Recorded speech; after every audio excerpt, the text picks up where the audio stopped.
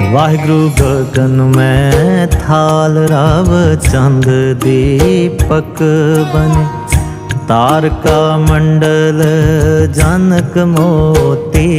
वाहिगुरु धूप मल आन लो पवन चवरो करे, सगल बन राय फुलंत ज्योति। कैसी आरती होए पव खंडना तेरी आरती, अनहता शब्द वाजन